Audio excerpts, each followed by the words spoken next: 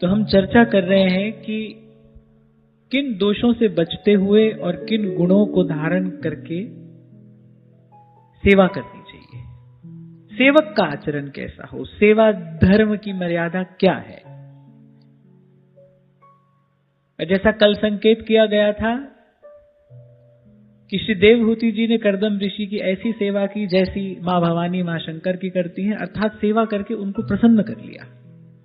और मैं आपको निवेदन ये कर रहा था कि भाई जैसे उन्होंने अपने पति की सेवा की, सेवा तो हम भी अपने पति की ही कर रहे हैं। जीवात्मा के पति प्रभु हैं, सहचरियों के सर्वस्व युगल सरकार हैं, हम भी प्रभु की सेवा कर रहे हैं। तो हमको भी यहां से सीखना चाहिए कि भाई किन दोषों से बचना है और किन गुणों को ग्रहण करके सेवा करनी है, जिससे सेवा सुफला हो, सुधन्या हो।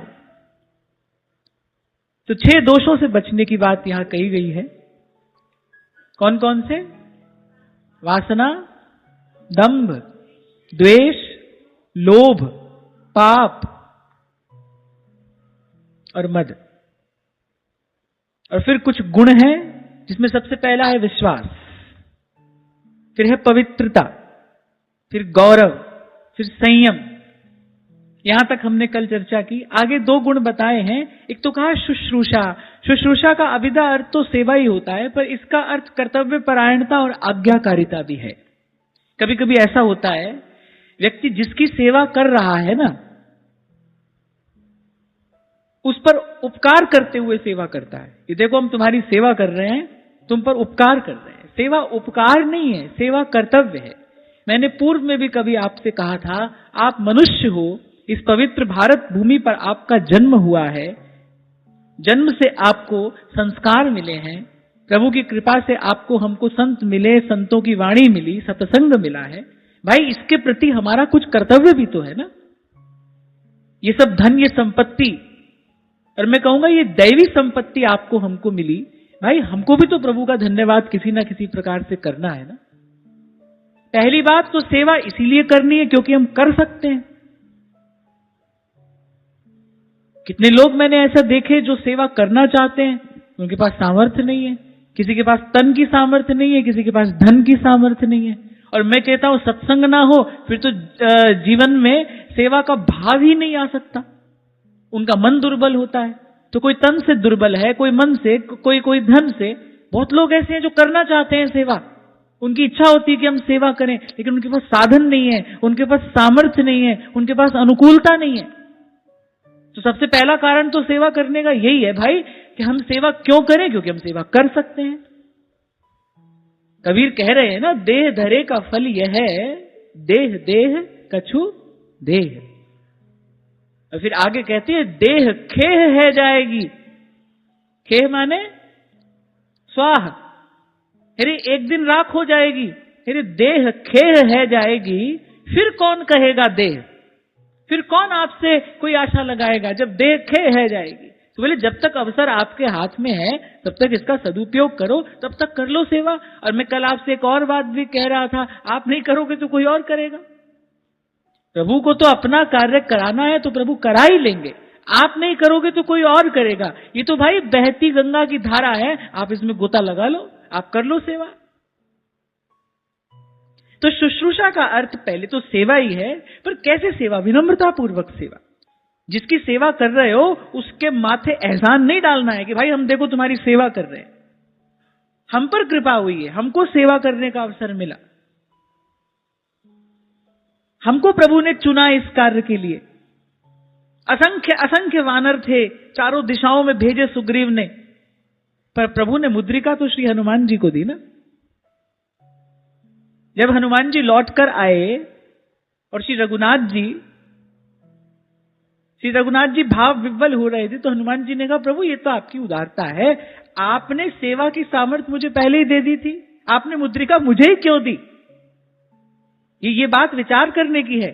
असंख्य असंख्य वानर थे, पर भगवान ने मुद्रिका हनुमान जी को ही क्यों दी? ये प्रभु जानते थे भाई ये हमारा कार्य करके आएंगे, और मुद्रिका देकर श्री रघुनाथ जी ने हनुमान जी को सेवा करने का सामर्थ्य दिया था। मैं एक बात आपको और बता रहा हूं अपने अनुभव से, अगर आपके हाथ कोई सेवा का कार्य आया है तो आप थोड़ा धीरज धरना, अगर प्रभु ने आपको सेवा का कार्य दिया है ना, तो फिर प्रभु आपको सेवा की सामर्थ्य भी देंगे। आप अपने छोटे से नन्हे से बालक को 10-20 किलो का बोझ उठाने के लिए नहीं कहोगे, क्योंकि आप जानते हो ये बालक नहीं उठा सकता। आप बालक को वही काम करने के लिए कहते हो जो आप जानते हो कि बालक कर सकता है। यदि आपके हिस्से कोई सेवा आई है तो धीरज धरना, अधीर न होना। प्रभु आपको सेवा की सामर्थ्य भी देंगे। पहले तो भगवान पहले सामर्थ्य देते हैं, फिर सेवा का कार्य हाथ में आता है। पहले प्रभु समर्थ कर देते हैं। हनुमान जी को मुद्रिका देकर भगवान ने पहले समर्थ कर दिया, दे दी सामर्थ्य। तभी श्री गोस्वामी जी कह रहे हैं, प्रभु मुद्रिका मेली मुख माही, जलधि लांघ गए अचरज नाही, दुर्गम काज जगत के जेते, सुगम अनुग्रह तुम्हारे थे। देखो, सेवा की बात हो, सेवा धर्म की कुछ चर्चा हो और हनुमान जी का स्मरण ना हो, ऐसा हो नहीं सकता। उनकी सेवा तो उपमाहीन है।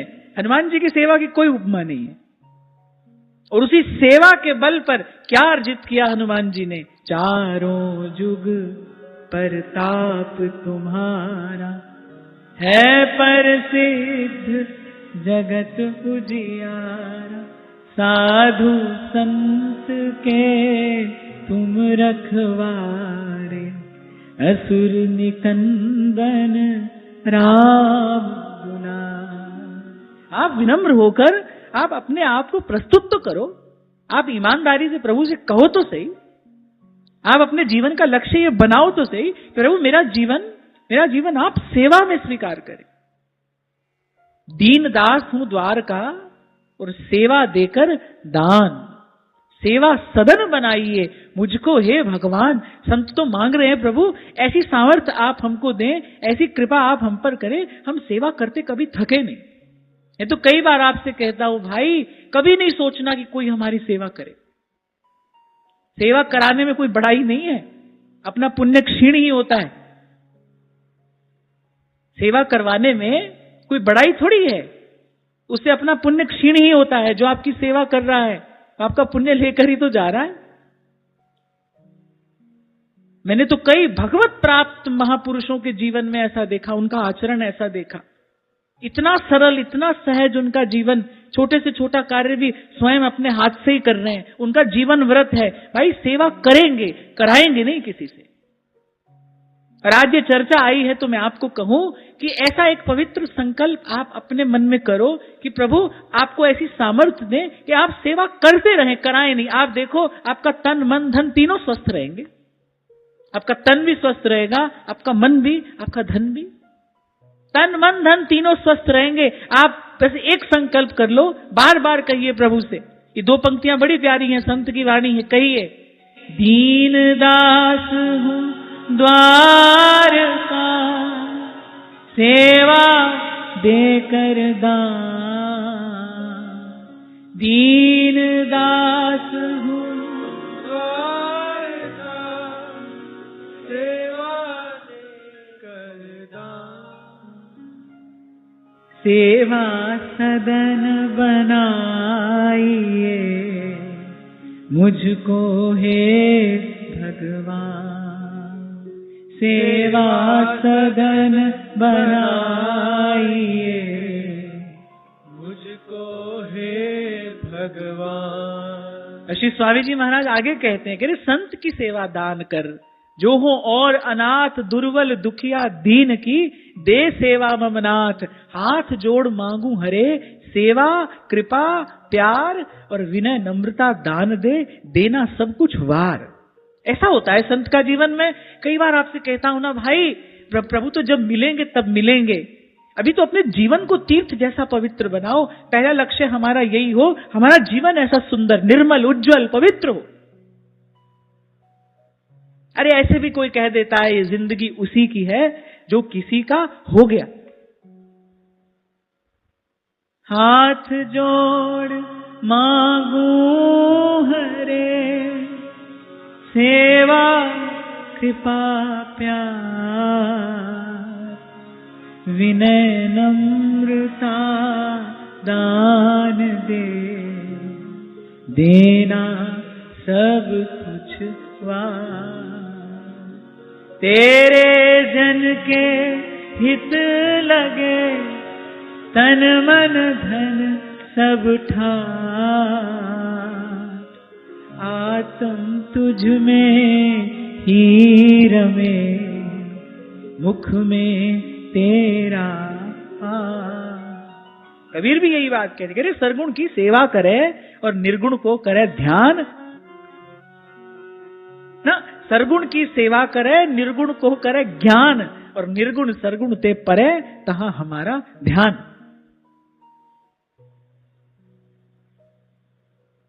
अब जब कहा सगुण की सेवा करे, फिर सगुण अर्थात मैं सेवक सचराचर रूप राशि भगवंत। यद्यपि इस विषय पर हमने अनेक बार चर्चा की, पर जितना कहा जाए उतना कम है। जो स्थायी प्रसन्नता है, स्थायी प्रसन्नता माने जिसको आपसे कोई छीन ना सके। अभी तो जो हमारी प्रसन्नता है ना, वो वस्तु के, व्यक्ति के, परिस्थिति के, अपनी मनस्थिति के अधीन है। कभी मन कैसा, कभी मन कैसा। किसी की बात सुनी मन प्रसन्न हो गया, किसी की बात सुनी मन उदास हो गया। कभी बिना ही कारण मन प्रसन्न है, कभी बिना ही कारण मन उदास है। किसी ने जरा सी कोई बात कह दी, लो वो हमारी सारी प्रसन्नता लेकर चला गया। तो अभी तो जो हमारी प्रसन्नता, हमारी खुशी है ना, वो ऐसे किसी के अधीन है। और ध्रुवदास जी कहते हैं, कह रहे सो सुख दुख सम जानिए होए पराए हाथ। बोले यदि आपका सुख किसी और के हाथ में है, सुख नहीं है, दुख है। ये तो बिल्कुल ऐसा हुआ जैसे आपका रिमोट कंट्रोल किसी और के हाथ में है। और बुरा न मानना, सबकी दशा यही है, सबका रिमोट कंट्रोल किसी और के हाथ में है। किसी का किसी वस्तु के हाथ में है, किसी का किसी व्यक्ति के हाथ में है, किसी का किसी स्थिति परिस्थिति के हाथ में है। कोई सोचता है भाई ऐसा हो तभी खुश होंगे, ये मिल जाए तभी सुखी होंगे, इससे हमारा संबंध हो जाए तभी हम प्रसन्न हो सकते हैं, नहीं तो नहीं हो सकते। तो सो सुख दुख सम जानिए होए पराए हाथ। तो जो स्थायी प्रसन्नता है, जिसको आपसे कोई छीन ना सके, जो आपसे कोई लेके ना जा सके, जिसको आप बांट सकें पर आपसे कोई ले ना सके, खर्चे ना खूटे, चोर ना लूटे और दिन दिन बढ़त सवायो, ऐसी जो प्रसन्नता है ना, वो यदि जीवन में आती है तो केवल केवल और केवल सेवा से आती है। सेवा करने वाले का मन सदा धीर रहेगा, स्थिर रहेगा, शांत रहेगा, पवित्र रहेगा, उसकी बुद्धि सदा विवेकवती होगी। और भगवान को सेवा करानी होगी तो भगवान शरीर में भी सामर्थ्य देंगे। ऐसा देखने में आता है, थोड़े से रोग से व्यक्ति निढाल होकर पड़ जाता है। एक साधारण व्यक्ति थोड़े से रोग से निढाल, निस्तेज, निराश होकर पड़ जाता है। और अब बड़े बड़े संतों को हमने देखा, प्रारब्ध से या भगवत इच्छा से उनके जीवन में कैसी कैसी प्रतिकूल परिस्थितियां आई, पर वो फिर भी अंत तक लगे हैं सेवा में। इसलिए मैंने कहा यद्यपि हमने इस बात पर बहुत चर्चा की है, पर मैं कहूं जितना कहा जाए उतना कम है। सेवा की महिमा क्या है।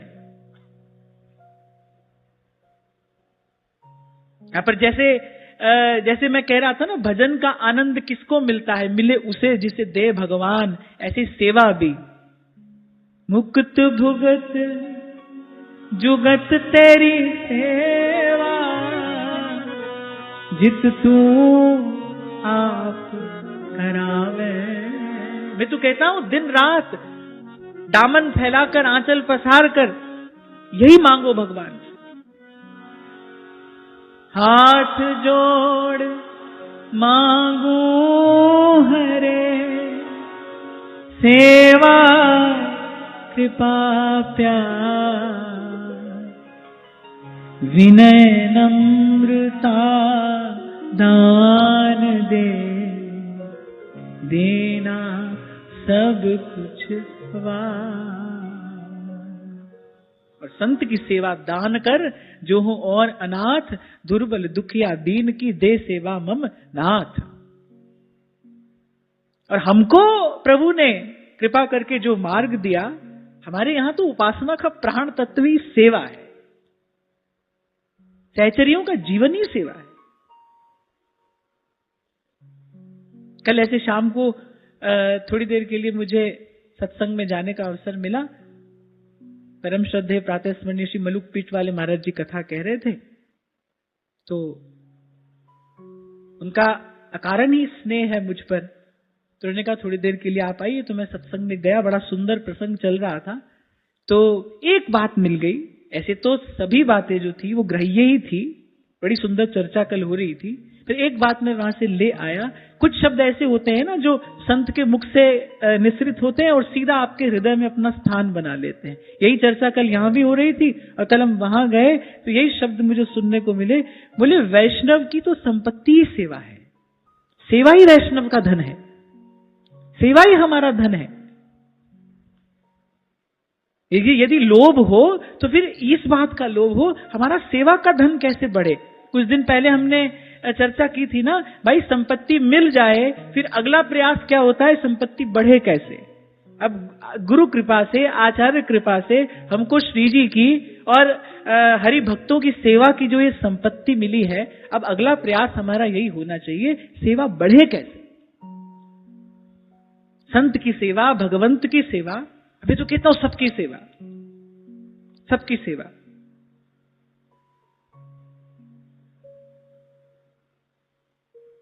बहुत बरस पहले की घटना है।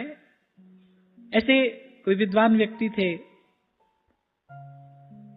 तो वो मुझसे बार बार कहते थे, बोले आपकी एकांत में बहुत रुचि है पर आपको और प्रयास करना चाहिए, आपको और प्रयास करना चाहिए, आपकी बात दूर दूर तक जाए। मैं मन में सोचता हूं कि भाई पहली बात तो ये मेरी बात नहीं है, जिसकी बात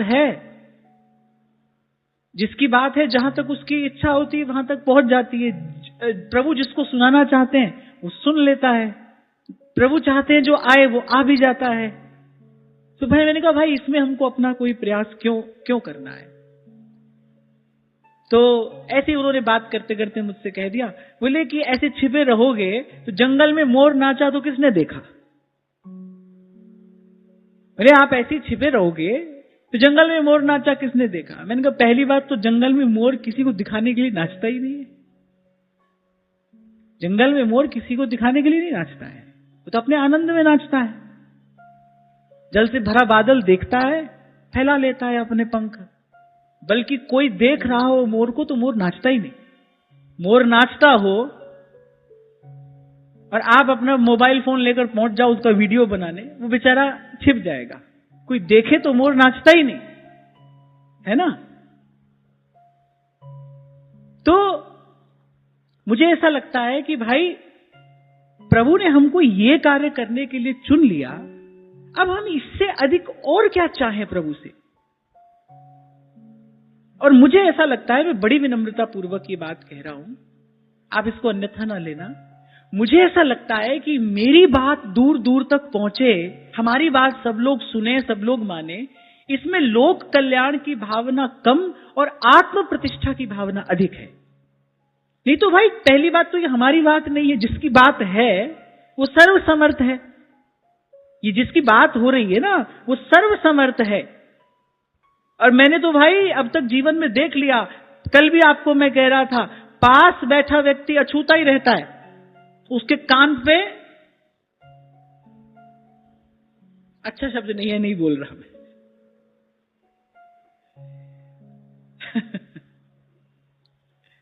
समझ तो गए ना। और कहां कोई 7 समंदर पार से आता है, वो बेचारा साधक है, वो 7 समंदर पार से आ गया है। आज भी देखो, ये एक बच्चे ने पूछा है ये कि व्यासपीठ से एकांत में रहने के लिए कहा जाता है और श्री सेवक वाणी में धर्मी के संग को बड़ा महत्व दिया गया है। 13वें प्रकरण में तो कहा गया है कि धर्मी के संग के बिना कोई प्रगति नहीं होगी। But I live in Canada, so I am not sure how this will get resolve. कौन है ये बच्चा, किसने लिखा? आप हैं? अच्छा, आपने लिखा है। तो सबसे पहले तो मैं आपको शुभकामना देता हूं कि वहां रहते हुए भी सत्संग की कृपा से आपके भीतर ये विवेक जगा है, आपको इस बात की चिंता है कि भाई मेरी साधन में उन्नति कैसे होगी। सबसे पहले तो श्री जी की यही कृपा है। और दूसरा आपने कहा ना धर्मी का संग, तो ये तो मैंने कई बार यहां से कहा कि प्रकट में इस प्रकार चर्चा श्रवण करने को मिले तो श्री जी की कृपा, नहीं तो जब आप सेवक वाणी का पाठ करते हैं तब आपको यही सोचना है कि हम सेवक जी का संग कर रहे हैं। आप ध्रुवदास जी की वाणी का पाठ करते हैं तो आपको यही सोचना है कि हम ध्रुवदास जी के ही संग में बैठे हैं। तो पहले दिन से यही कहता आया हूं आपको, संतों की वाणी गाता हूं यही सोचकर भाई संतों के पास जाकर बैठे हैं, संत सुना रहे हैं, मैं नहीं सुना रहा हूं, हम तो सुनने वाले हैं, संत सुना रहे हैं। आप इस भाव से सत्संग करो। कल विराम के क्षणों में यही तो मैंने आपसे कहा था, अपना यही एक अनुभव तो मैंने बांटा था। संतों की चेतना सदा सर्वदा सर्वत्र नित्य शाश्वत रूप से विराजमान है। जैसे हरि व्यापक सर्वत्र समाना, ऐसे ही भगवान में और भगवान के भक्त में भेद नहीं होता। भगवान के संत भी वैसे ही नित्य हैं, शाश्वत हैं। उनकी सत्ता भी, जो गुरु सत्ता है, वो भी सदा सर्वत्र विराजमान है। आप जहां प्रेम से, भाव से, श्रद्धा युक्त होकर उनका ध्यान करेंगे, वो आपके हृदय में प्रकाश करेंगे। तो ये तो रिजॉल्व हो गया। और फिर आपने कहा कि साधक को कुछ चीजों के लिए प्रयास करने की आवश्यकता है और बाकी नाम जप के प्रभाव से हो जाएगा। इनके बीच में अंतर कैसे किया जाए? अब there is no general prescription, यहां सबके लिए एक जैसा मार्ग नहीं है। इसी को कहते हैं, जब आप नाम जपते हैं, जब आप नाम जपेंगे तब आपके भीतर विवेक का स्वतः प्रकाश होगा। जो आपके भीतर अंतर्यामी बैठा है, उर प्रेरक हित चंद, वो आपको बताएगा कि इस मार्ग पर आपको जाना है कि नहीं जाना है, इस चीज के लिए आपको प्रयास करना है या नहीं करना है, और करना है तो कितना करना है। इस प्रश्न का उत्तर बाहर किसी से नहीं लिया जा सकता। ये विवेक का प्रकाश तो नाम जप की कृपा से आपके भीतर ही होगा। सो इस बात की भी चिंता करने की आवश्यकता नहीं है। आप नाम जपो। नाम जपना माने प्रभु की शरण में रहना।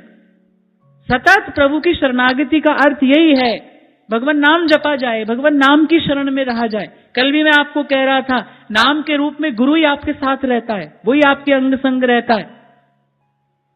और जब साथ है, वो हमारे साथ है, जब आप तो किस बात की चिंता। पर फिर भी आपके लिए शुभकामना, आप वहां रहते हो, पर फिर भी आपको अपने साधक जीवन की चिंता है। ऐसे ही अपने साधक जीवन की चिंता और प्रभु का चिंतन करते हुए ही इस मार्ग पर आगे बढ़ना चाहिए। तो खैर, मैं तो ये कह रहा था, मेरे पास में बैठा व्यक्ति ठूठ की तरह बैठा ही रहता है, जैसे गंगा जी के जल में पत्थर पड़ा ही रहता है, पत्थर ही है वो, जन्म बीत जाएंगे। जब कोई पत्थर को बाहर निकालेगा, उससे पूछेगा, क्यों रे, ये गंगा जल के संग से तूने क्या पाया है? वो कहेगा, ये मेरे ऊपर जो कीचड़ काई जमी है, यही मिला है मुझे, तो हमको तो ये मिला है। मैं इसी विश्वास से आपसे सदा कहता हूं, जहां प्रभु ने आपको रखा है, एक बार उसको स्वीकार कर लो सच्चे हृदय से, अपने मन में इस बात का दृढ़ विश्वास, दृढ़ भरोसा करके कि भाई मेरे प्रभु ने मेरे लिए जो विधान किया है, उसी में मेरा मंगल है, उसी से मेरा कल्याण होगा। क्यों? क्योंकि मेरे प्रभु कौन है? मंगल भवन अमंगल हाय। मैं प्रभु की शरण में हूं, मेरा अहित कैसे हो सकता है, मेरा अमंगल कैसे हो सकता है?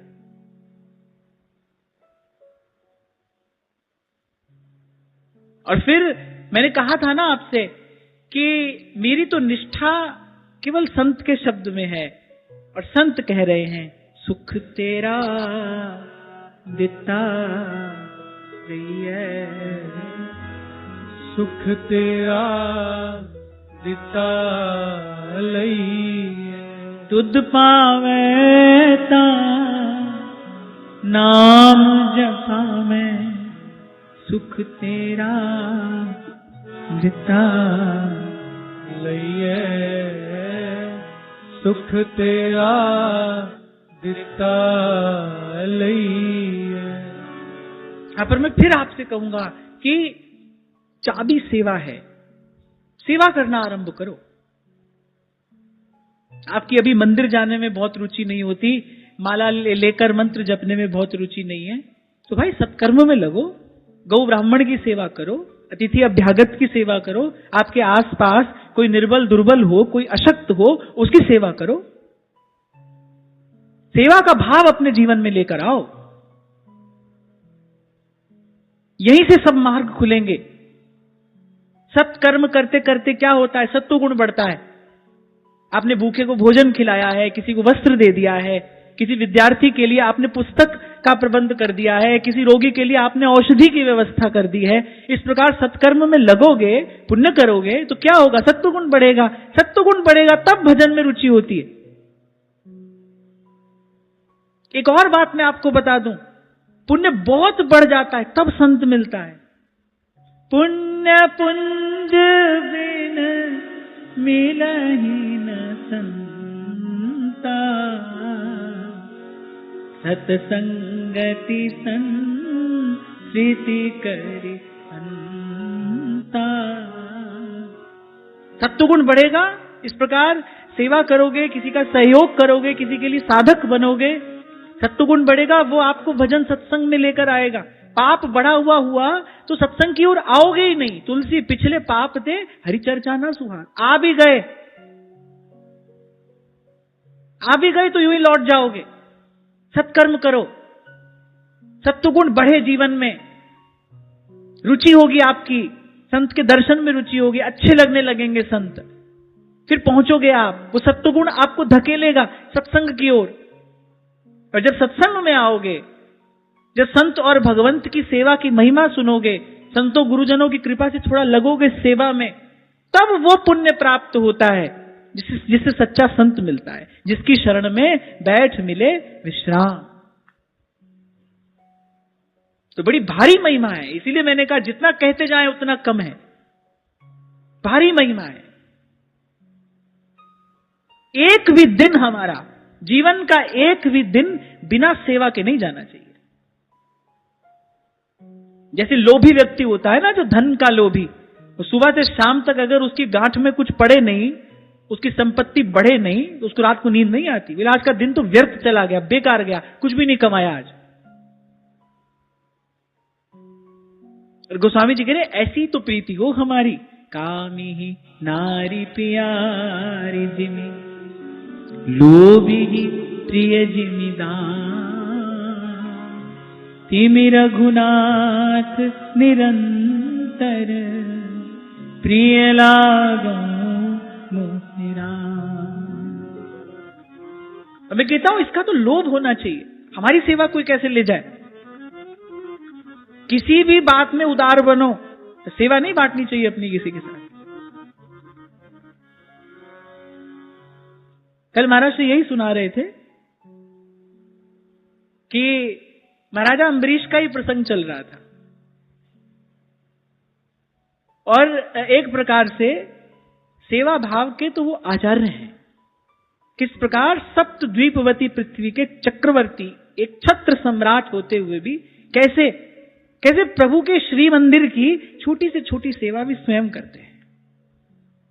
महाराज श्री से कल सुन के आया, तो मैं आपको सुना रहा हूं। एक बार महाराजा अम्बरीश के मन में आया, भाई अपने हाथ से चक्की चलाए, अन्न पीसे और फिर ठाकुर जी को भोग लगाए। तो वो सेवा कर रहे थे तो पसीना आ गया, श्रम अधिक हो गया। ठाकुर जी से देखा नहीं गया। ठाकुर जी ने कहा देखो ये सारी पृथ्वी के एक छत्र सम्राट हैं, और देखो कैसी सेवा में लगे हैं। तो वो जहां बैठकर चक्की पीस रहे थे, ठाकुर जी पीछे आए और अपने पीतांबर से उनको पंखा करने लगे। और जो वो शीतल शीतल पवन लगी, और श्री ठाकुर जी के श्री अंग की वो दिव्य सुगंध, जब भक्त तो पहचानता है, जो सदा समीप रहेगा, जो सदा सन्निकट रहेगा, उसका तो पूर्ण परिचय हो जाता है भगवान के स्वरूप से भी, भगवान के स्वभाव से भी। तो पहचान गए। तो एकदम पीछे मुड़कर देखा तो ठाकुर जी मंद मंद मुस्कुरा रहे हैं और अपने पीतांबर से बयार कर रहे हैं। तो महाराजा अम्बरीश ने कहा प्रभु आपको ये शोभा नहीं देता, आप ये जो हमको बेजन डुरा रहे हैं, आप जो हमारी सेवा कर रहे हैं, आप अखिल कोटि ब्रह्मांड नायक हैं, हम आपके दास हैं, आपके सेवक हैं, ये आपको शोभा नहीं देता। ठाकुर जी ने कहा आपको भी ये शोभा नहीं देता, और अगर आपको ये शोभा देता है फिर हमको भी ये शोभा देता है। इस प्रकार सेवा प्रभु को कैसे अपने अधीन कर लेती है, इसी बात की तो चर्चा यहां हो रही है। यानी ऐसी सेवा की देवहूति ने कर्दम ऋषि की, जैसी जगदम्बा मां भवानी महादेव की करती है। पतिव्रताओं में वो शिरोमणि है। मां पार्वती वो पतिव्रताओं में शिरोमणि है। इसलिए आप देखिए, चाहे वो श्री जानकी जी हो या श्री रुक्मिणी जी हो, प्रभु से संबंध होने से पहले उन्हीं का आशीर्वाद लेने तो वो जाती हैं। क्यों? क्योंकि पतिव्रताओं में वो शिरोमणि है। जन्म कोटि लगी रगर हमारी, बरहूं संभुनत रहूं कुमारी,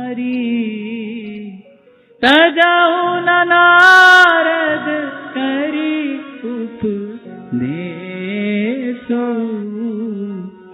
आन कहीं सत बार महेशु।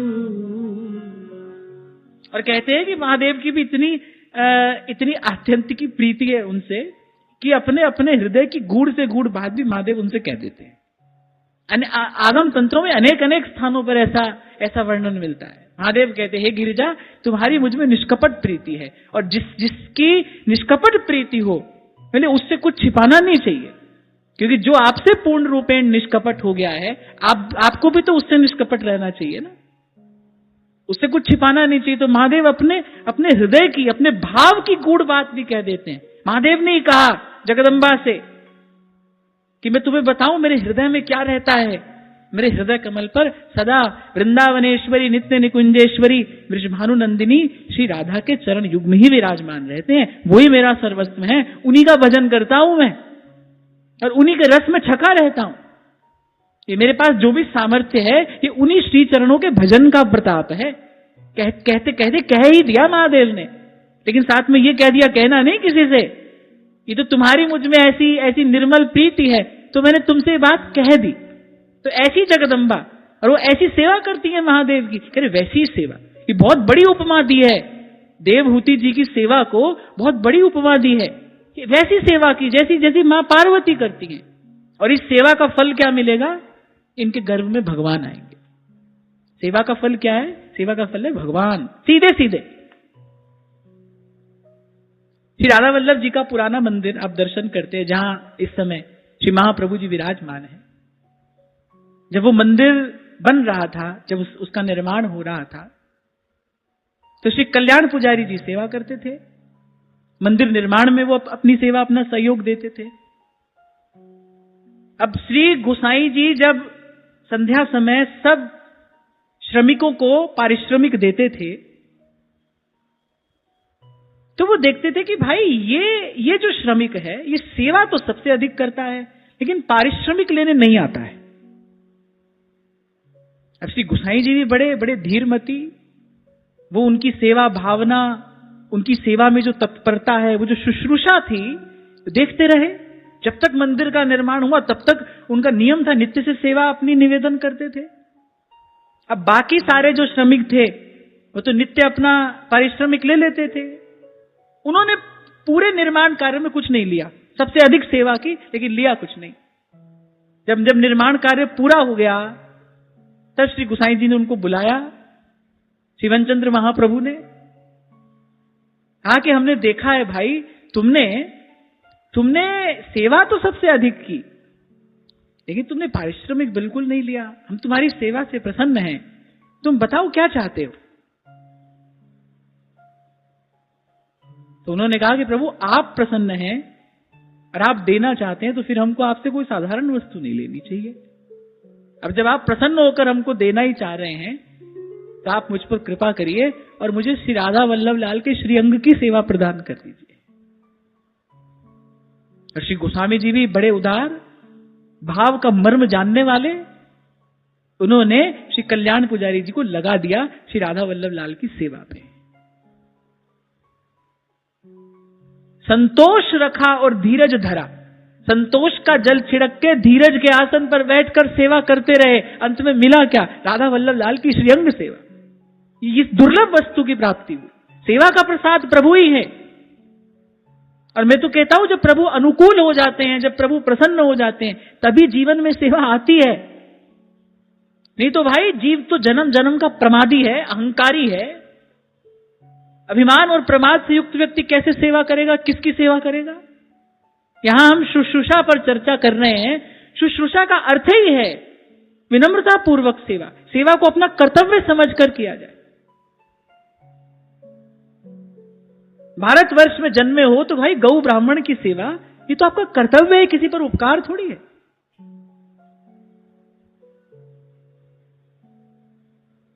थोड़ी सी राशि आप किसी गौशाला में देते हो, आप कहते हो भाई हमारी पर्ची काट दो, और गौशाला वाले पर आप उपकार और करते हो। अरे भाई भारतवासी हो, सनातन धर्मावलंबी हो, गौ ब्राह्मण की सेवा तो मैं तो कहूंगा ये तो बहुत साधारण कर्तव्य है, तो करना ही चाहिए। और ये किसी पर कोई उपकार नहीं, तो हमारा कर्तव्य है। हमको ऋषि मुनियों की इस भूमि पर जन्म मिला है, उनके पवित्र संस्कारों से सुसंस्कृत होने का हमको अवसर मिला है, भाई इतना तो हम करें। और गृहस्थ व्यक्ति को तो गौ और ब्राह्मण का ग्रास दिए बिना खाना ही नहीं चाहिए। आप ठाकुर जी की सेवा भी करो, श्री जी की सेवा करो, पर फिर भी मैं आपको कहूंगा, आप हम सब सनातन धर्मावलंबी हैं, हम सबके घर में प्रतिदिन गौ और ब्राह्मण की सेवा के निमित्त कुछ ना कुछ अवश्य निवेदन किया जाना चाहिए। आप 10 रुपया गौग्रास के लिए नित्य निकालिए, और जहां भी आप रहते हैं वहीं पर जो गौशाला हो वहां जाकर आप सेवा करिए, और कर्तव्य बुद्धि से। ये कोई गौशाला पर उपकार नहीं कर रहे, आप कर्तव्य बुद्धि से सेवा करिए। यही चर्चा तो मैं आपसे कर रहा हूं भाई। सत्कर्म करोगे तो सत्व गुण बढ़ेगा, सत्व गुण बढ़ेगा तो भगवान के भजन की इच्छा होगी, सत्व गुण बढ़ेगा तो भगवान के भजन में आनंद आएगा। ऐसे प्रमादियों की तरह अपने सोफा पर पड़े पड़े भजन नहीं होता है। भजन के लिए हृदय की भूमि को तैयार करना पड़ता है। और मैंने तो भाई एक नहीं अनेक उदाहरण अपने जीवन में देखे। कितनी भी बुद्धि हो, कितनी भी चतुराई हो, संत तो कहते हैं चतुराई चौपट करे। कितनी भी बुद्धि हो, कितनी भी चतुराई हो, प्रत्यक्ष रूप से अगर आप किसी की सेवा में नहीं लगे तो आपके भीतर कभी भी भक्ति रस का संचार नहीं हो सकता, भगवान के निकट नहीं जा सकते। बड़े ज्ञानी हो जाओगे, बड़े पंडित हो जाओगे, बड़े कर्मकांड में कुशल हो जाओगे, पर कह रघुपति सुन भामिनी बाता, मानो एक भगति करि नाता, मानो एक भगति करि नाता। पहले तो क्या था ना भाई, माताएं बहनें चौके में रहती थी तो वह अपना कर्तव्य समझकर पहली रोटी गौ के लिए, फिर ब्राह्मण के लिए, फिर अतिथि के लिए, इस प्रकार से रसोई करती थी। अब आज तो भाई अब तुम सब बड़े आदमी हो, तुम्हारे आगे सब सेवक सहयोगी हैं। इसी प्रकार जो हमारी जीवन शैली है ना, उसमें छिद्र होते चले जा रहे हैं, जिससे जीवन का ओज तेज सब बहता चला जा रहा है। ये सब पुरानी बातें नहीं है, और अगर आप इसको पुरानी भी कहो तो फिर मैं कहूंगा ओल्ड इज गोल्ड। यही अच्छी जीवन शैली है, यही स्वस्थ जीवन शैली है। किसी को खिलाकर खाना,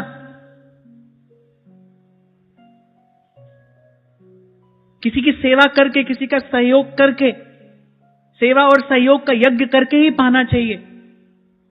अब आप पूछो क्यों? क्योंकि भाई तुम मनुष्य हो, इसलिए, और कोई कारण नहीं है। ऐसा करने से तुमको स्वर्ग मिलेगा, ऐसा करने से तुम्हारे पितर प्रसन्न हो जाएंगे, ना ना ना, ये कारण नहीं है। किस लिए करनी है ये सेवा? तुम मनुष्य हो, भारत भूमि पर जन्मे हो, तुम्हारा ये पवित्र कर्तव्य है, करना ही चाहिए। मैं ये नहीं कह रहा हूं कि आपको कितनी सेवा करनी है, मैं कह रहा हूं करनी है। आपको प्रभु ने मन भर दिया है तो उसमें से निकालिए, कण भर दिया है तो उसमें से निकालिए। और इसका प्रसाद देखना, टोटा घाटा हो नहीं, सेवा वो धन है, खर्चे न खुटे बाको चोर न लूटे, दिन दिन बढ़त सवायो, पायो जी मैं तो नाम रतन धन पायो, पायो जी मैं तो नाम रतन।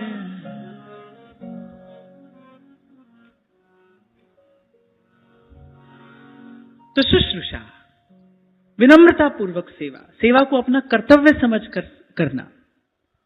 सेवा करते करते हमारे मन में वो विनम्रता बनी रहे। ये समझकर सेवा करनी है भाई, ये मैं किसी के लिए नहीं कर रहा हूं, अपने लिए कर रहा हूं। एक संत के मुख से मैंने सुना था, तुम्हारे द्वार पर कोई याचक आया, तुमने उसको दिया,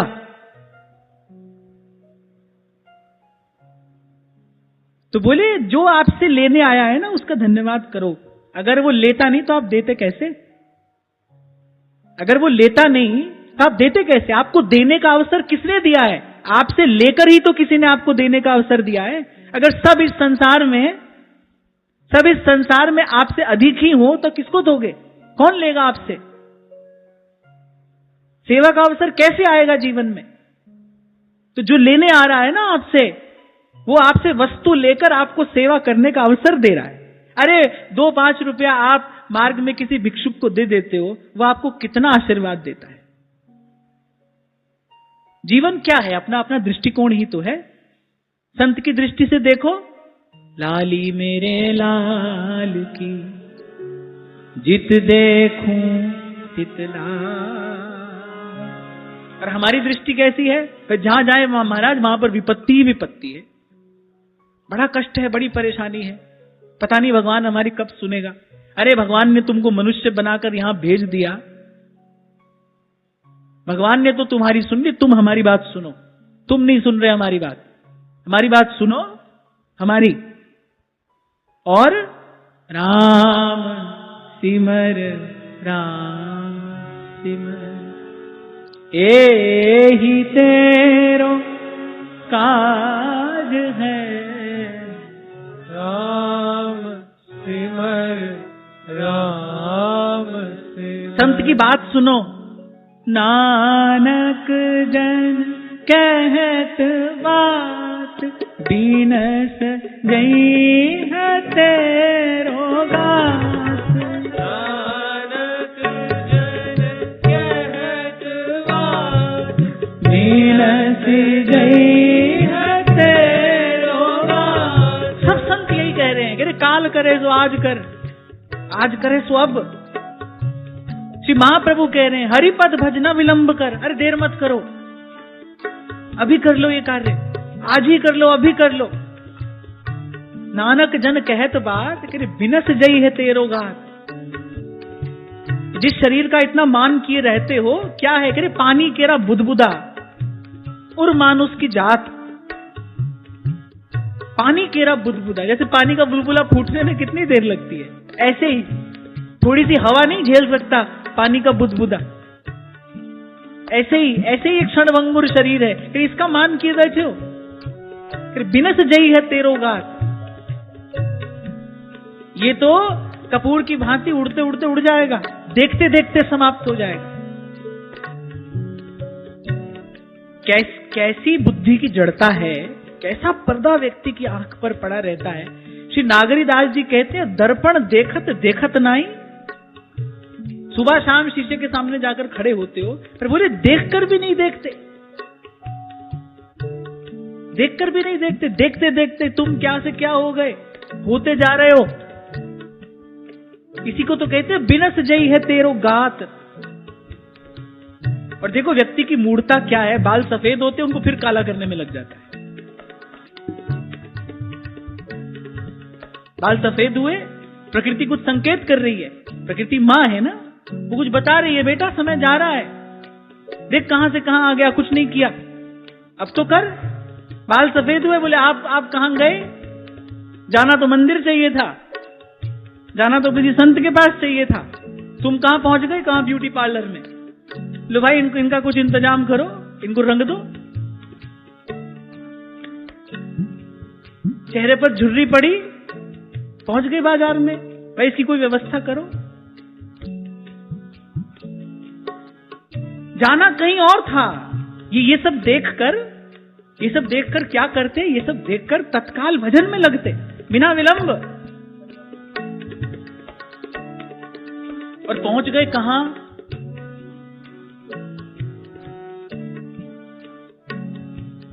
इसीलिए मैंने कहा भाई तुम कहते हो भगवान हमारी कब सुनेगा, अरे तुम भगवान की कब सुनोगे?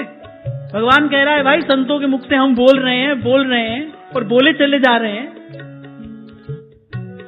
भगवान कह रहे हैं देखो संतों के मुंह से हम बोले ही जा रहे हैं, तुम कह रहे हो भगवान हमारी कब सुनेगा, मैं कहता हूं तुम हमारी कब सुनोगे। भगवान ने कहा बेटा मैंने तो तेरी सुनी, तुझे मनुष्य बनाकर यहां भेजा भारत भूमि पे, संत दिए, सत्संग दिया, नाम धाम सब मिला, फिर तू हमारी कब सुनेगा। संत की बात सुनिए। नानक जन कहत बात, दीनस जई हते रोगा। नानक जन कहत बात, दीनस जई हते रोगा। छीन छीन कर गयो काल, छीन छीन कर गयो काल, जैसे जात आज है राम सिमर, राम सिमर, राम सिमर, राम सिमर, यही तेरो आज है राम सिमर, राम सिमर, राम सिमर, राम।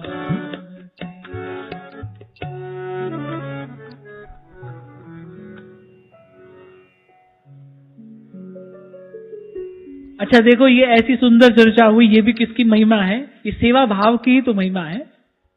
हमने शुश्रूषा से आरंभ किया और वो शुश्रूषा कहां लेकर आई? भजन में लेकर आई। ये चर्चा कहां लेकर आई?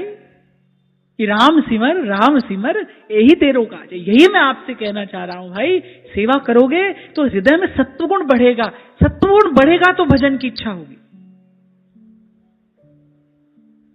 इसीलिए गोस्वामी जी कह रहे पुण्य पुंज बिन मिलहि न संता। जब पुण्य पुंजीभूत होता है तब संत मिलता है। और पुण्य भी कैसा? साधारण पुण्य नहीं, साधारण पुण्य नहीं। जैसे संत दिव्य हैं, ऐसे ही वो जिस पुण्य से मिलते हैं वो पुण्य भी दिव्य है। वो दिव्य पुण्य क्या है? संत और भगवंत की सेवा। संसार में सबकी सेवा करोगे सत्वगुण बढ़ेगा। मैं आपको सूत्र दे रहा हूं, जहां अपने आसपास जिस परिवेश में आप रहते हो, देखो कोई दीन दुर्बल हो, कोई अशक्त हो, कोई रोगी हो, उसकी कोई आवश्यकता आप पूरी कर सकते हो, उसके लिए आप कुछ साधक बन सकते हो, कोई सहयोग कर सकते हो, करो। पर करना कैसे? इसके बदले में मुझे कुछ मिले इस भाव से नहीं, सेवा के भाव से करना। ये इस प्रकार सत्कर्म करोगे, जीवन में सत्वगुण बढ़ेगा, उसका अनुभव आप करोगे। जब सत्वगुण बढ़ता है तो जीवन में दो गुण विशेष रूप से बढ़ते हैं, दया और शांति। जब आप बांट कर पाते हो तो एक मन में एक प्रसन्नता होती है, एक आह्लाद होता है मन में।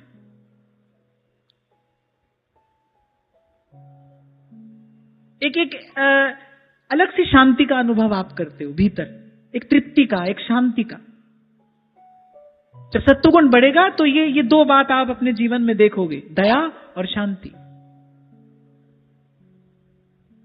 हृदय दया से सरस हो, मन शांत हो, शांत मन और कोमल चित्त से संत के पास बैठोगे तभी तो उसकी बात समझ में आएगी। पाषाण के जैसा हृदय हो और मन दसों दिशाओं में दौड़ता हो, बैठो संत के पास, कुछ पल्ले पड़ेगा? नहीं पड़ेगा। जब सेवक जी ने कहा कि श्रोता सोई परम सुजान, सुनत चित रति करे, मन शांत होगा और आपका हृदय कोमल होगा तभी तो संत की बात, संत का शब्द आपके हृदय पर अपना कुछ प्रभाव छोड़ेगा। ये विज्ञान है, ये मैं कोई कहानी नहीं सुना रहा आपको, ये जीवन विज्ञान है। कैसे हृदय को अनुकूल बनाया जाता है संत के, सत्संग के। जब इस प्रकार सत्कर्म करते हुए सत्संग में पहुंचोगे और संग सुनते सुनते जब अंतःकरण निर्मल होगा और फिर जब गुरुजनों की कृपा से संत भगवंत की सेवा मिलेगी, फिर उससे आत्म कल्याण का पथ प्रशस्त होता है। सत्संगति संस्कृति करी अंता। हमको संत मिलता है, हम क्या करते हैं? हमको संत मिले, मान लो हो जाए चलते चलते किसी संत का दर्शन, चलो पहले तो फिर भी व्यक्ति दंडवत प्रणाम करते थे, चरण स्पर्श करते थे। आजकल तो फोटो ले लो, सेल्फी ले लो, ये तो होता है। हमको संत मिलता है, हम ये करते हैं। और रैदास जी को संत मिला, कह रैदास मिले हरिदासा, जन्म जन्म की पूरी आशा, जन्म जन्म की पूरी आशा। कोई ऐसोर भेट संत, मेरी लाहे सगली चिंत, ठाकुर स्यों मेरो रंग लावे, ठाकुर स्यों मेरो रंग लावे। अरे वो तो भगवान को देने वाला है। संत से उदार इस संसार में और कौन होता है? तो भगवान को देने वाला है। वो मिला और कुछ पाना रह जाता है। जिनको संत संग की महिमा ज्ञात है वो कहते हैं, कह रैदास मिले हरिदासा, जन्म जन्म की पूरी आशा। मैं तो कहता हूं भगवान भी मिलेंगे, अगर बिना संत के भगवान भी मिले तो वो कामना पूरी करेंगे, वो आपकी कामना पूर्ण कर देंगे। पिछले प्रसंग में हमने सुना, वो तो भक्तवांछा कल्पतरु हैं। कर्दम ऋषि ने कहा प्रभु हमको एक सुंदर धर्म पत्नी चाहिए, गुण संपन्ना। भगवान ने कहा ले लो भाई। कर्दम ऋषि ने यही तो कहा, हमारे पिता की आज्ञा है, हमको विवाह करना है, तो हम दूल्हा बनना चाहते हैं, तो आप हमको दुल्हन दो। भगवान ने कहा दुल्हन ले लो। वहां एक दूल्हा बन के जा रहा है, रास्ते में पड़ा संत का आश्रम, उसने प्रणाम किया और संत कह रहा है रज्जब तय गज्जब क्यों? अरे सिर पे बांधा मोर, आया था हरि भजन को करी नरक की। जाते जाते हाथ पकड़कर और लगा दिया भगवान के भजन में। भगवान से दुल्हन मांगी कर्दम ऋषि ने, भगवान ने दे दी। संत ऐसा नहीं करता, इसलिए भगवान मिलेंगे वो कामना पूरी कर देंगे। संत मिलेगा, जन्म जन्म की पूरी आशा, जन्म जन्म की पूरी आशा। मैं तो कई बार आपसे कहता हूं भाई अच्छी बात तो यही है, न मांगो, पर अगर मांगे बिना न रहा जाए, फिर प्रभु से यही कहना, प्रभु पहले तो आप हमको सेवा दीजिए, और उस सेवा के प्रसाद स्वरूप कोई ऐसोर भेट संत, मेरी लाहे सगली चिंत, ठाकुर स्यों मेरो रंग लावे, ठाकुर स्यों मेरो रंग लावे। देखो भक्ति का प्राण भाव है। भगवान कह रहे कह रघुपति सुन भामिनी बाता, मानव एक भगति कर नाता। भगवान कह रहे भाई हम तो एक भक्ति का नाता मानते हैं, और उस भक्ति का जो प्राण है वो भाव है। इसीलिए तो किसी की भक्ति जीवंत है, विश्व को अमृत कर देने वाली है। और हमारी भक्ति भाई अब ठीक है, हमारा काम चल रहा है, अब जो होगा देखा जाएगा, लेकिन किसी की भक्ति जीवंत है, उसमें भाव रूपी प्राण संचरित है। भक्ति का प्राण भाव है। भगवान भक्ति का नाता मानते हैं और वो भक्ति जीवंत होती है भाव से। और रैदास कहते हैं साध संगत बिना भाव नहीं उपजे, भाव बिन भगति नहीं हुए तेरी। साध संगत बिना भाव नहीं उपजे। भगवान मेरे हैं, मैं भगवान का हूं, ये भाव कहां से आएगा? कौन सी दुकान से खरीद कर लाओगे? कितना धन देकर ले आओगे? क्या करके प्राप्त कर लोगे? ये तब करोगे, साधन करोगे तो भाई यही उत्तर मिलेगा, ठीक है जितना किया है उसके बदले में कुछ ले लो। ये भाव कहां से लाओगे? मैं भगवान का हूं, भगवान मेरे हैं। ये भाव तो साधु संगत से ही मिलेगा। जब बाईसा कहती है ना, संतन संग बैठ बैठ लोक लाज खोई, वो लोक लाज खोई का अर्थ क्या है? कि जो देहाध्यास था इसकी निवृत्ति कैसे हुई? न मैं स्त्री हूं न पुरुष हूं, मैं तो प्रभु का हूं, प्रभु मेरे हैं। ये भाव हृदय में कैसे सुदृढ़ हुआ? कह रहे संतन संग बैठ बैठ लोक लाज खोई, आंसुअन जल सींच सींच प्रेम बेल बोई। संतों के संग बैठे, हृदय द्रवीभूत हुआ। संतों के मुख से जब भगवान की कथा सुनी, भगवान का गुण सुना, तब हमारा हृदय द्रवीभूत हुआ। नेत्रों से अश्रु प्रवाहित हुए। करे असुवन जल सींच सींच, और उन्हीं अश्रु जलों से सींच कर प्रेम बेल बोई। और करे दीर्घ काल के सत्संग के पश्चात, जैसा श्री काकभुसुंडी जी ने कहा, तब ही हो ही सब संशय भंगा, जब बहुकाल करिए सत्संगा, जब बहुकाल करिए सत्संगा। और दीर्घ काल के सत्संग के पश्चात कह रहे अब तो बेल फैल गई, अब कहा करेगो कोई। ये जो निर्भयता आई है ना, ये दीर्घ काल के सत्संग के पश्चात आई है। जब कहा तबई होई सब संशय भंगा, जब बहुकाल करिए सत्संगा। जब तक संशय है तब तक जीव अपने स्वरूप में स्थिर नहीं है, और जब तक अपने स्वरूप पे ही स्थिर नहीं है तब तक तो भाई चिंता भी है, भय भी है, क्लेश भी है, सब कुछ है। जो पंच क्लेश लगे हैं वो तो साथ हैं ही। कि दीर्घ काल के सत्संग का क्या फल मिला? कि अब तो बेल फैल गई, कहा करेगो कोई। और इस सब का फल क्या मिला? म्हारा रे गिरिधर गोपाल, म्हारा रे गिरिधर गोपाल। इसलिए जो करने योग्य कार्य है उसको अविलंब करिए, देर मत करिए। चूड़ो तिलक दोगड़ो माला, सील बरत सिंगारा, और बरत रत मोए नहीं भावे, और बरत रत मोए नहीं भावे।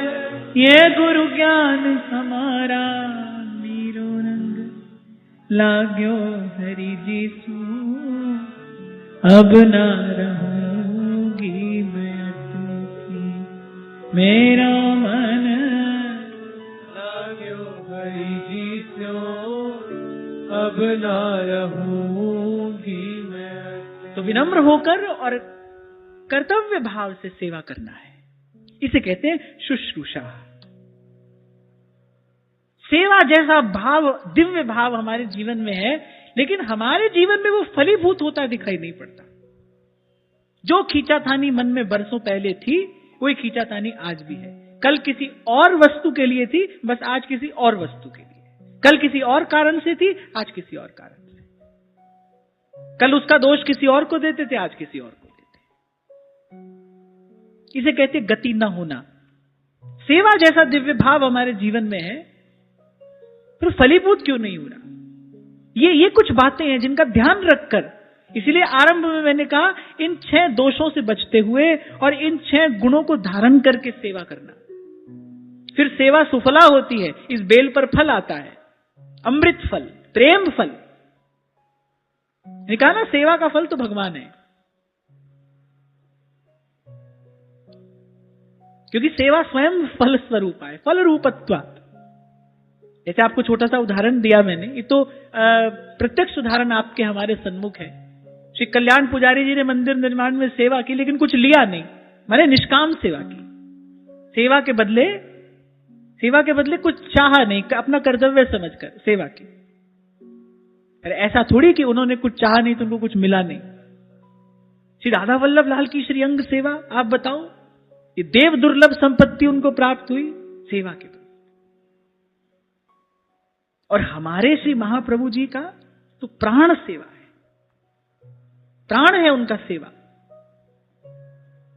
छोटी छोटी लकड़ी बीन कर अपने उस जीने से उत्तरीय पट में रखते जा रहे हैं। एक बार आप इस दृश्य की भावना करो। कहां व्यास जी कह रहे हैं, हुतो रस रसिकन को आधार, ऐसे हमारे महाप्रभु जी प्रकट प्रेम को रूप धर श्री हरिवंश उदार, करुणा निधि और कृपा निधि श्री हरिवंश उदार। कैसी कैसी महिमा रसिकों ने गाई है श्री महाप्रभु जी की, और आप उनका जीवन देखो। व्यास जी आए तो क्या कर रहे, रसोई में दाल बना रहे। व्यास जी को तो ये लगा, भाई हम तो आचार्य का दर्शन करने जा रहे हैं, सोने के सिंहासन पर बैठे होंगे, छत्र चंवर से उनकी सेवा हो रही होगी। व्यास जी तो यही सोच कर आए थे, क्योंकि व्यास जी राजगुरु थे। उनको लगा भाई गुरु ऐसे ही होते हैं। व्यास जी को लगा था भाई गुरु तो हमारे यहां ऐसे ही होते हैं, राजा महाराजा दंडवत कर रहे हैं, प्रणाम कर रहे हैं, शिष्य लोग छत्र चंवर लेकर सेवा कर रहे हैं, पादत्राण लेकर खड़े हैं, हम ऊंचे आसन पर बैठे हैं। पर यहां तो कुछ और ही दृश्य देखा। जब यहां ऊंची ठौर पर आए कि कहां है, रसोई में है, थोड़ी प्रतीक्षा करिए। बोले नहीं, हम प्रतीक्षा नहीं कर सकते। वहीं पहुंच गए, महाप्रभु का दर्शन किया, तन मन प्राण शीतल हो गए। कुछ पूछने के लिए आया हूं मैं। महाप्रभु जी ने कहा भोग लग जाए, प्रसाद पाकर फिर बैठिएगा।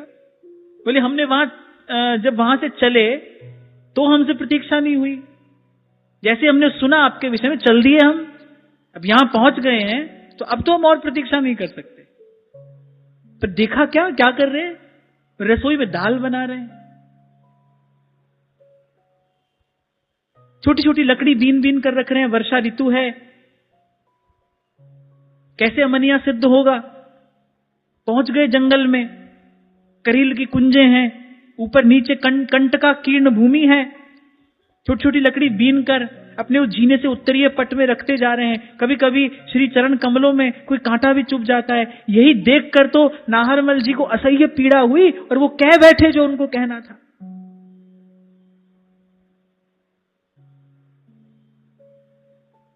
पर बड़ी गंभीर बात है ये। कहते हैं महाप्रभु का सदा प्रसन्न रहने वाला मुखमंडल म्लान हो गया। जो मुख सदा ही प्रसन्न रहता है, प्रफुल्लित रहता है, रह तो प्रसन्न सदा ही ये मुख हासी है, ऐसा मुखमंडल से उदास हो गया। कि नाहरमल ये कैसी बात कह दी तुमने, तुम सेवा का कार्य किसी से कराना चाहते हो धन देकर। अरे कोटि कोटि जन्म कोई साधन करे तो भी उसको ये संपत्ति नहीं मिलती।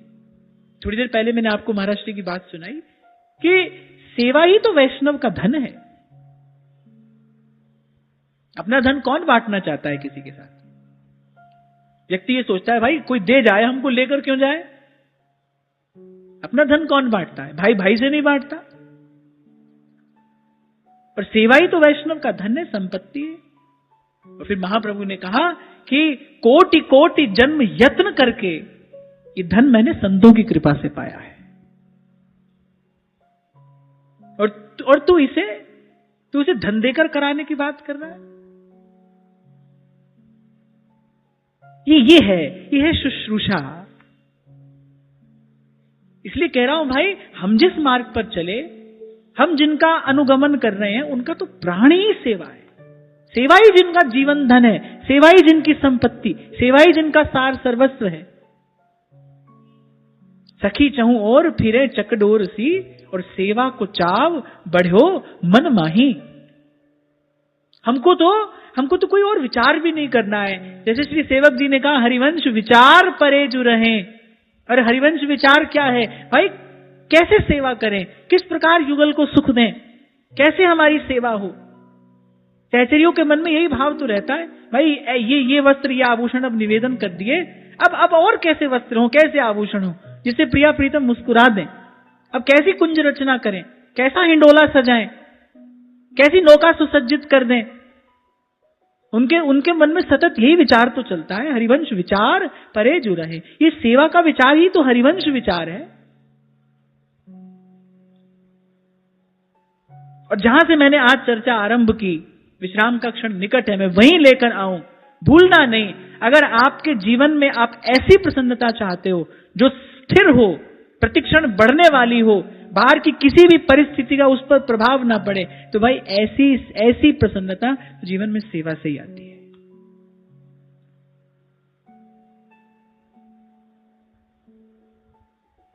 और इसका फल क्या है? फिर भगवान मिलेंगे। सेवा के प्रसाद स्वरूप प्रभु स्वयं आते हैं।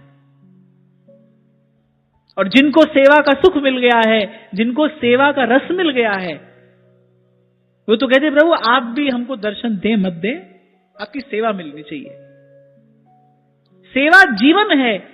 इसका दर्शन कहां होता है? हनुमान जी को देखिए, एक दिन थोड़ी सेवा नहीं मिली तो व्याकुल हो गए, बोले हम जिए कैसे? सेवा के बिना हम नहीं जी सकते। कोई बात नहीं, भगवान का दर्शन हो नहीं हो कोई बात नहीं, सेवा मिले। जिसको सेवा का सुख मिला है, जिसको सेवा के उस रस की अनुभूति हो गई है, वो तो नहीं रह सकता है सेवा के बिना। सब छोड़ देगा वो, सेवा नहीं छोड़ सकता। ये जो प्रभु का कैंकर्य है, ये जो प्रभु के श्री चरणारविंद की ये जो सेवा है, जो रस रीति महाप्रभु जी ने हमको प्रदान की है, ये जो मंगला से शयन पर्यंत, ये जो दिव्य भाव भावना हमारे आचार्य ने हमको दे दी है, अरे महादेव का जीवन धन है। और जैसा श्री महाप्रभु जी ने कहा नाहरमल जी से कि कोटि कोटि जन्म के यत्नों के बाद ये मैंने संतों की कृपा से पाई। सब करके पहुंचना कहां है? भगवान की सेवा में ही तो पहुंचना है। और आप देखो हमारे महाप्रभु जी ने हमको यहीं लगा दिया सेवा में।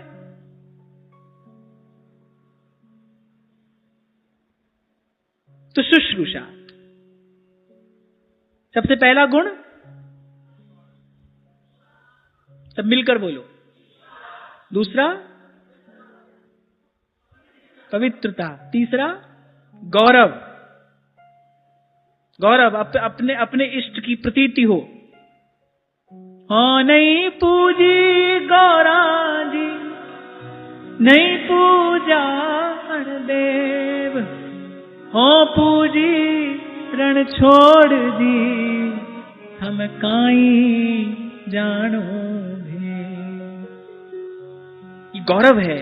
राज करे आना करने दीजो, मैं भगतारी दास, सेवा साधु जनन की, गोविंद मिलन री आस, अब मैं नहीं माना जी थारी, मन बर मिले आगे, अब मैं नहीं माना जी थारी, मन बर मिले आगे धारी। आहा, व्यास जी कहते हैं राधिका सम नागरी नवीन को प्रवीण सखी, रूप गुण सुहाग भाग आगरी न नारी, और वरुण लोक नाग भूमि देव लोक की कुमारी, मेरी प्यारी जू के रोम ऊपर डारों सब बारी। ये अपने इष्ट का गौरव है।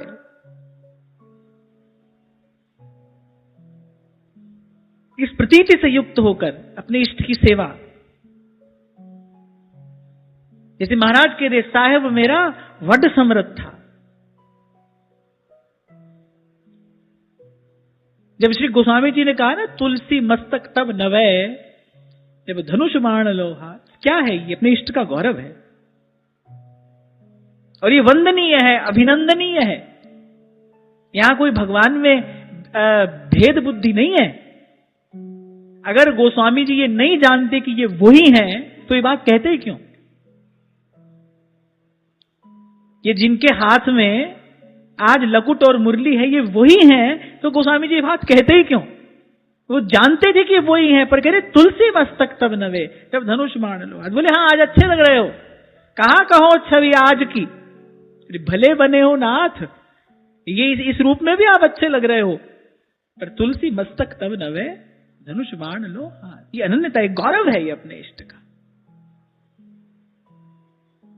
तो विश्वास, पवित्रता, गौरव, और फिर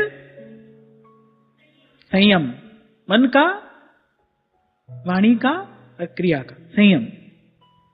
भूलना नहीं कि भाई जब आप सेवा में हो ना, तब आप भगवान के प्रतिनिधि हो। जय विजय से गलती हुई तो ये ठाकुर जी ने आकर कहा भाई इनकी गलती नहीं है, मेरी गलती है, ये गलती इनकी नहीं है, मेरी है। सेवक की भूल स्वामी की ही भूल है। जब आप सेवा में हैं, ध्यान रखना आपकी भूल कोई आपके इष्ट, आपके गुरु की ओर उंगली ना उठाए।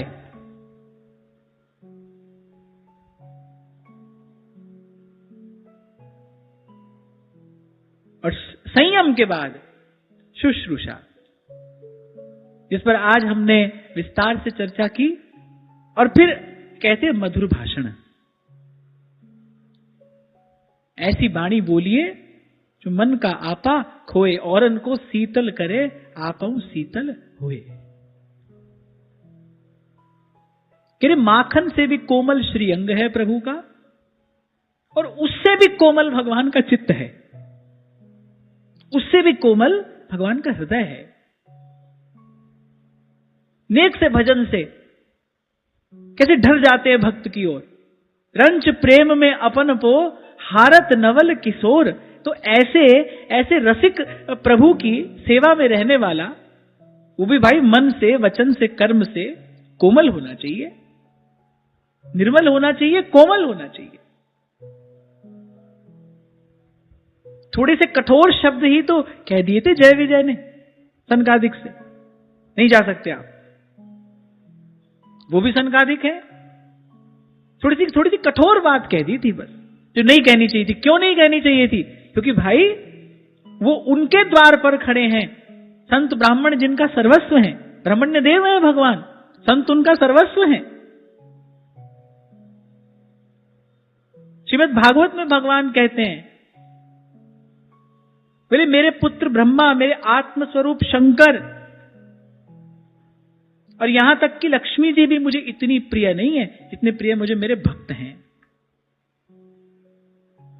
ऐसी प्रभु करत दास पैत्री। आगे आप श्रवण करेंगे, द्वारिकाधीश विराजमान है अपने निज महल में, और माता रुक्मिणी चरण संवाहन की सेवा कर रही हैं। और लीला विहारी के मन में जाने आज क्या लीला विनोद करने की इच्छा हुई। और भगवान ने कहा ये कहां चली आई आप हमारे पास? त्रिभुवन का वैभव आपके कृपा कटाक्ष से प्राप्त होता है। आपके कृपा लवलेश को प्राप्त करने के लिए बोले देवता, ऋषि, मुनि, गंधर्व, किन्नर, यक्ष, राक्षस सभी तो ललायित रहते हैं, और आप हमारे पास कहां चली आई? मैं तो निष्किंचन हूं। भगवान कह रहे हैं बात, बोले मैं तो निष्किंचन हूं। और फिर भगवान ने कहा निष्किंचन जन ही मुझे प्रिय ही है। भगवान एक प्रकार से ये कहना चाह रहे हैं, हम भगतन के भगत हमारे, हम भगतन के भगत हमारे। तो भगवान ने कहा भाई आपको ज्यादा समय नहीं दे पाएंगे, हम आपकी तरफ ज्यादा ध्यान नहीं दे पाएंगे अब। क्यों? क्योंकि हम भक्तन के और भगत हमारे। भगवान ने कहा मैं निष्किंचन हूं और निष्किंचन जन ही मुझे प्रिय है।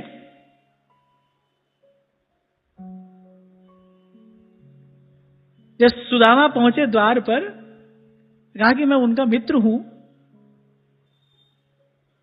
तो द्वारपाल ने कहा कि ऐसा होता है द्वारिकाधीश का मित्र? सुदामा मन में कह रहे हैं कि बोले तुम जानते नहीं हो, द्वारिकाधीश का मित्र ऐसा ही होता है, ऐसा ही द्वारिकाधीश का मित्र हो सकता है, ऐसा निष्किंचन। और भगवान ने कहा भाई ऐसा ही जन मुझे प्रिय है, निरभिमान, निष्काम, निर्वैर। जो निरभिमान है, निष्काम है, निर्वैर है, ऐसा ही जन हमारा प्रिय हो सकता है। हम ऐसे भक्त के हैं, ऐसा भक्त हमारा है जो मेरे अतिरिक्त न देखता है, न देखना चाहता है, न जानता है, न जानना चाहता है। सदा सर्वकाल जैसे जैसे जलधारा की सहज गति समुद्र की ओर होती है, अरे ऐसे जिसके मन की समस्त वृत्तियां सहज ही मेरी ओर प्रवाहित रहती हैं, यानी ऐसे भक्त का मैं हूं और मेरा वो है, तू संता का संत तेरे।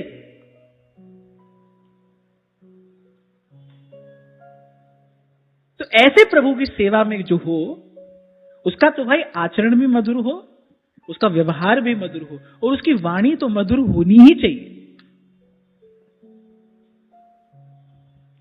कभी कभी कोई सेवा में पहुंचकर थोड़ा ऐंठ जाता है, हम खड़े हैं ठाकुर जी की सेवा में, कठोर शब्द भी कह देता है, कठोर व्यवहार भी कर देता है। ऐसा करने से सेवा दूषित हो जाती है। किसके पास में खड़े हो आप, किसके पास में, कि भृगु ऋषि वक्षस्थल पर पाद प्रहार करते हैं और वैकुंठनाथ श्री चरणों को अपने हाथ में लेकर कहते हैं कि महामुने आपको कष्ट तो नहीं हुआ, हमारा वक्षस्थल बड़ा कठोर है, आपके चरण बड़े कोमल हैं। ऐसे प्रभु की सेवा में रहकर कोई कठोर संभाषण करे, कठोर व्यवहार करे, प्रभु को कैसे रुचेगा भाई, प्रभु को कैसे सुहाएगा? सेवा सेव्य को सुख देने के लिए होती है। सेवा का अर्थ ही है ना जो सेव्य को सुख प्रदान करे। ऐसे प्रभु के निकट रहकर ऐसा व्यवहार कोई करेगा, प्रभु को कैसे सुख होगा भाई? और फिर कहकर मैं अपनी वाणी को विराम दूं, प्रभु तो कुछ नहीं कहते, लेकिन वो जो प्रभु की सेवा में सदा तत्परा है ना, वो जो प्रकृति है, वो ऐसी चपत लगाती है, उठाकर बाहर कर देती है। सेवक के धर्म की मर्यादा कैसे रहेगी अगर जय विजय को दंड नहीं मिलेगा तो? इसी कारण, नहीं तो भगवान तो भाई सब श्राप और वरदान की सीमा से परे हैं। कोई श्राप नहीं लग सकता है भगवान को। भगवान श्राप स्वीकार करें तो उनकी इच्छा, ना करें तो उनकी इच्छा, क्योंकि जितने श्राप दिए जाते हैं उन्हीं की शक्ति से तो दिए जाते हैं। तो भगवान को कोई श्राप नहीं लगता है, पर फिर भी भगवान ब्रह्म वाक्य स्वीकार करते हैं। किस लिए भाई? इससे सेवा धर्म की मर्यादा की रक्षा होगी। हमारी सेवा में कोई खड़ा है तो अतिथि अभ्यागत से, संत ब्राह्मण कोई आया है तो उससे ऐसा व्यवहार नहीं किया जा सकता। यदि करेगा उसको दंड मिलेगा। तो ये कल से जो भी चर्चा हम कर रहे हैं, इससे एक बात तो निश्चित हो जाती है, सब ते सेवक धर्म कठोर।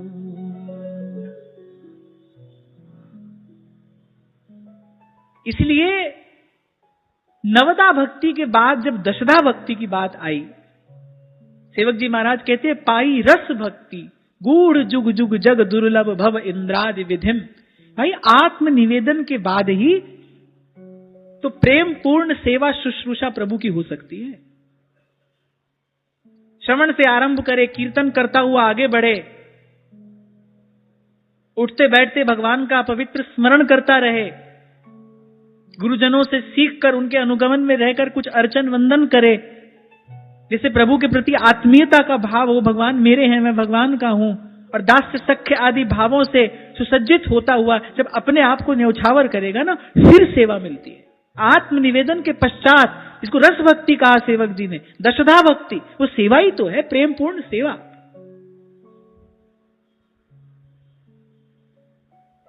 और जहां मैंने आपको निवेदन किया, बहुत बार कहा, पर जितना कहा जाए उतना कम है, और फिर आगे भी कहते रहेंगे। और सब कहकर भी जो सेवा का वास्तविक आनंद है, अनुभव रूपम, वो कहा नहीं जा सकता है भाई। वो तो सेवा करने वाला हृदय जानता है। अपने हाथों से जब सजाया जाता है प्रभु को, और अपने हाथों से प्रभु का श्रृंगार करके जब प्रभु को दर्पण दिखाया जाता है, तो दर्पण में प्रभु की छवि निहारने में क्या सुख मिलता है, ये कहा नहीं जा सकता। ये कहने की बात नहीं है, ये तो अनुभव का विषय है।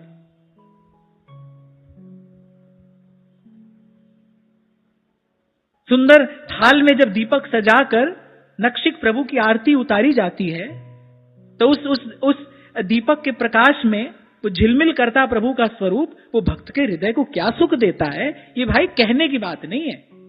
सेवा करके देखिए।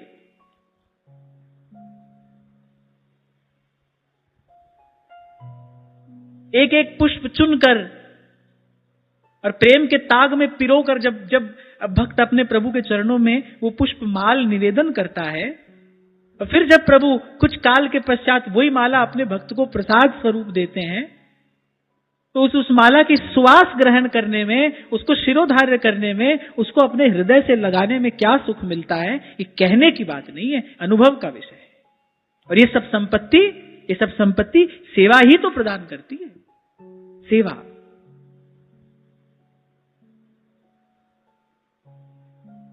इसीलिए कभी आपसे मैंने कहा था कि सेवा भले थोड़ी करिए पर आप करिए, स्वयं करिए।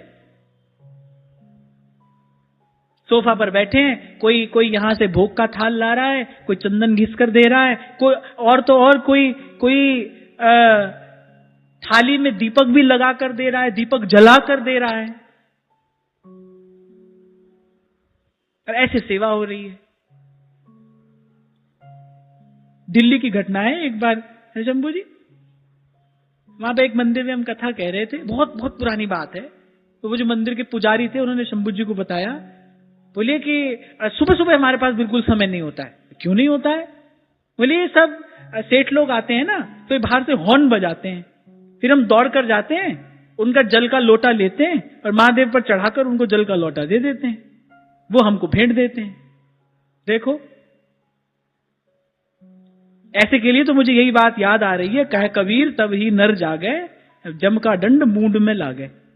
इसे वो धन का मद कहते हैं, है ना। व्यक्ति सोचता है भाई सब खरीद लिया मैंने, भगवान भी मेरे अधीन हो गए, अब न वेद शास्त्र की किसी मर्यादा की मुझे आवश्यकता है। क्यों? क्योंकि मैं तो हो गया धनपति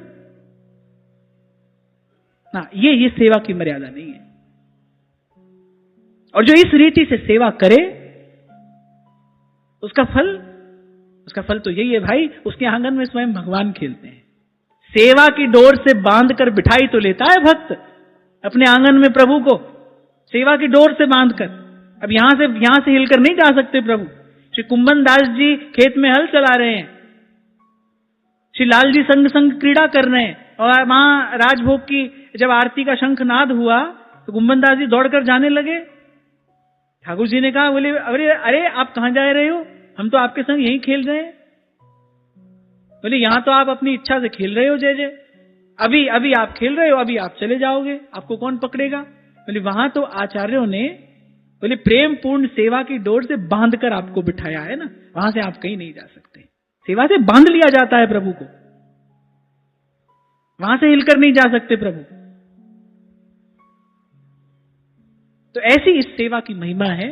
हाँ, पर इन कुछ दोषों से बचते हुए और इन कुछ गुणों को धारण करके सेवा करने का प्रयास करना चाहिए।